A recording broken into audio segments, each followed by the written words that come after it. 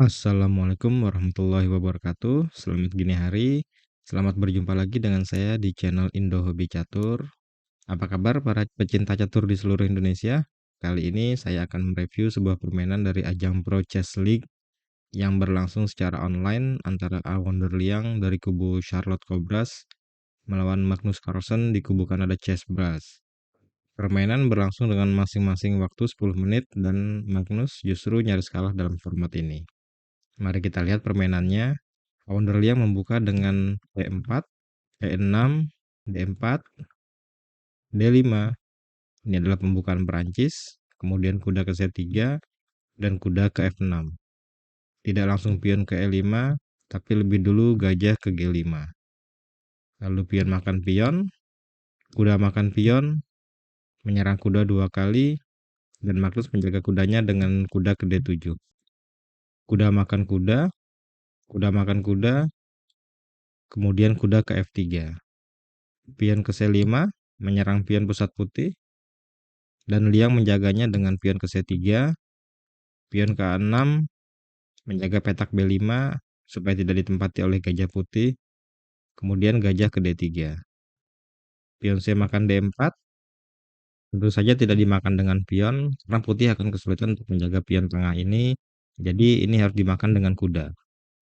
Lalu pion ke H6, gajah mundur ke petak H4, dan di sini Magnus tidak mau bermain bertahan dengan menempatkan gajah ke E7, jadi dia menempatkan gajah ke C5.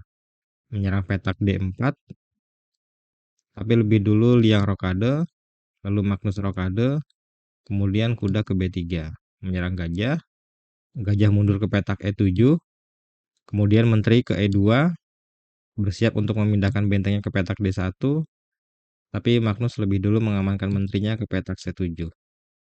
Lalu gajah ke G3, ditutup dengan gajah ke D6, lalu benteng A ke D1. Menambah serangan pada gajah di D6, dan Magnus setuju untuk menukar gajahnya, gajah makan gajah, lalu pion H makan gajah. Lalu pion ke E5, menambah ruang di pusat dan membuka diagonal gajah untuk menyerang menteri di G4. Lalu benteng F ke E1, benteng ke E8.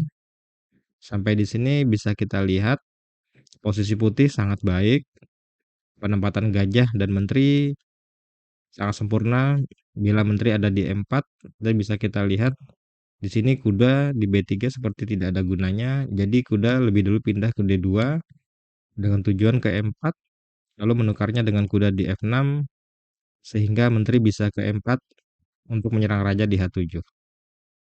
Kemudian Magnus jalan gajah ke G4 mengancam menteri, dan tentu saja ditutup dengan pion ke F3, lalu gajah mundur ke E6, dan Liang melanjutkan rencananya dengan kuda ke E4.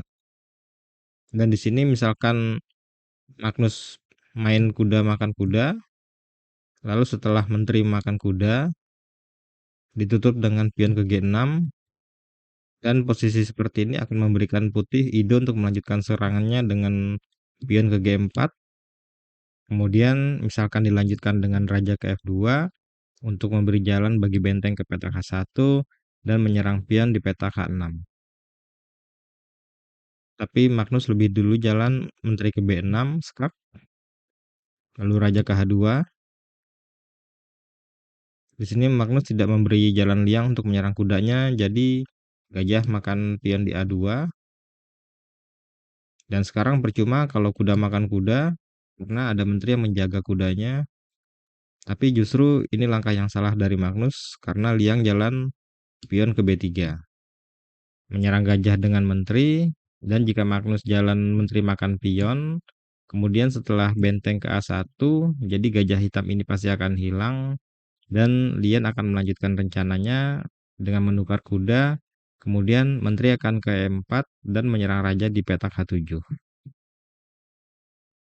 Jadi pion ini harus diambil oleh gajah, gajah makan pion, kemudian benteng ke B1, dan kini Magnus harus berhati-hati karena akan ada lanjutan gajah ke C2 untuk menyerang gajahnya dua kali, dan Magnus terpaksa jalan pion ke A5 dengan tujuan ke A4 untuk menjaga gajah, Tapi Liang segera menukar kudanya, kuda makan kuda. Kalau Magnus mengambilnya dengan menteri, Magnus akan kehilangan gajahnya. Jadi Magnus mau tidak mau harus memakan dengan pion, sehingga susunan pion di depan rajanya rusak. Jadi dilanjutkan oleh Liang dengan menteri ke E4. Sekarang langkah terbaik bagi Magnus adalah raja ke F8. Tapi Magnus malah jalan benteng ke C8. Ini adalah langkah blunder dari Magnus. Lalu dilanjutkan dengan menteri ke H7, skak, raja ke F8, lalu menteri makan pion H6. Langkah terbaik buat hitam yaitu raja ke E7. Misalkan hitam jalan raja ke G8, justru hitam akan kalah lebih cepat. Setelah gajah ke H7, ini skak, raja ke H8, putih tidak bisa jalan ke G6 dengan tujuan skakmat di petak F7 karena ada gajah yang menjaganya, tapi lebih dulu putih jalan gajah ke F5. Lalu raja ke G8, kemudian disusul dengan benteng ke E4 dengan ancaman skakmat di petak G4, dijaganya dengan benteng ke C4 agar tidak ada skakmat dari benteng. Tapi ini percuma saja karena putih akan melanjutkan dengan gajah ke H7, kembali skak, raja ke H8, gajah ke G6, skak, raja bergeser, menteri ke H7, skak, lalu setelah raja kepindah ke F8, maka akan skakmat di petak F7. Dikarenakan gajah tidak lagi menjaga pion di F7 karena tertutup oleh benteng di C4. Oke, kita kembali lagi. Kemudian dilanjutkan dengan raja ke E7, lalu benteng makan pion E5, skak, tidak bisa diambil dengan pion karena menterinya akan hilang.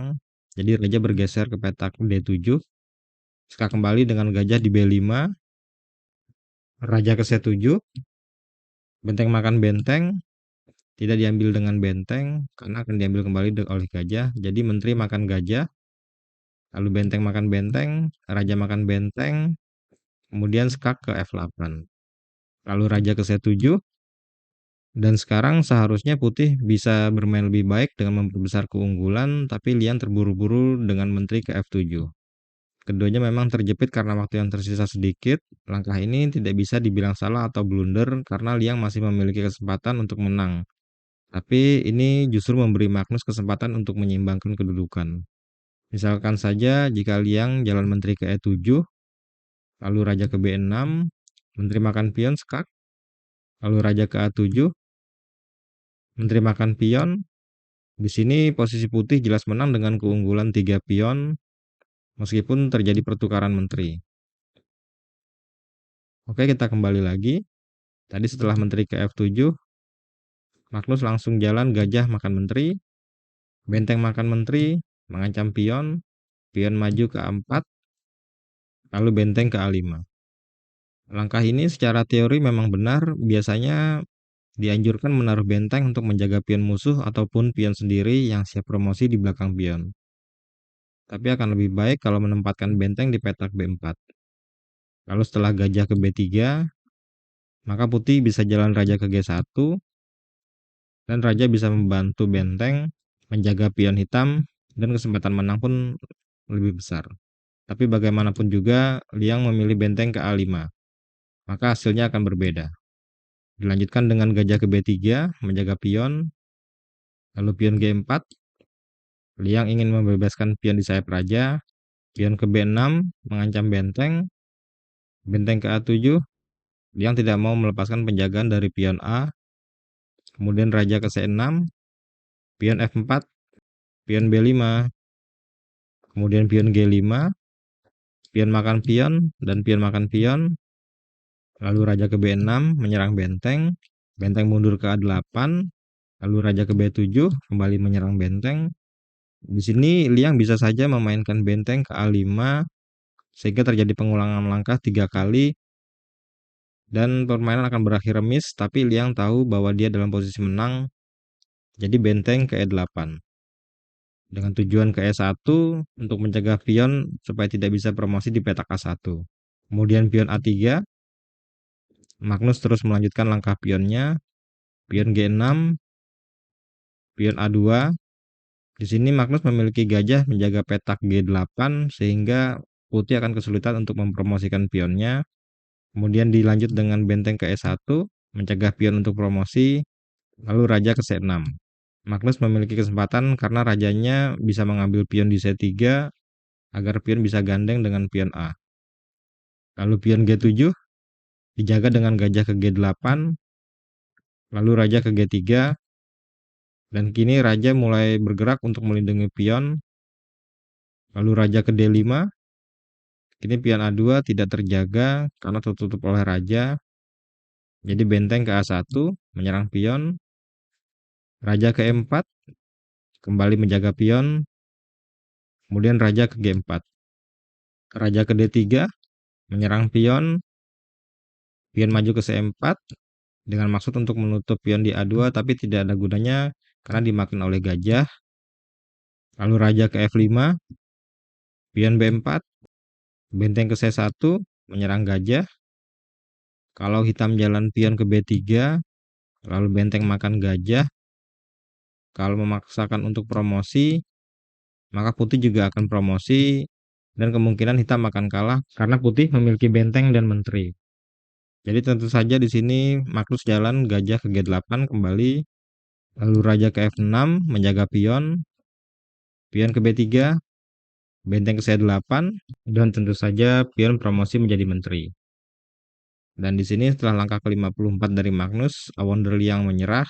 Seperti yang kita lihat, hitam unggul menteri dan gajah.